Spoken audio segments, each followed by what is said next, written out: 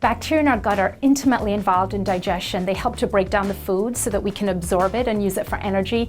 They keep the gut healthy. They help to train the immune system to distinguish between friend and foe.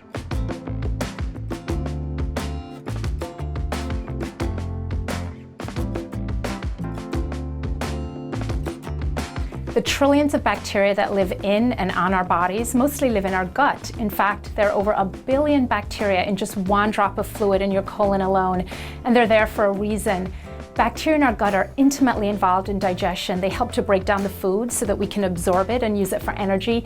They keep the gut healthy. They help to train the immune system to distinguish between friend and foe to, again, keep us healthy so that we don't overreact to benign, harmless things. And when something dangerous comes along, like a serious bacterial infection or a viral infection, our immune system is primed and ready to react. When it comes to the microbiome, all bacteria are not created equally, unfortunately. So there is this whole ratio between good and bad bacteria, and having an ideal balance between good and bad is really essential for overall health and for gut health.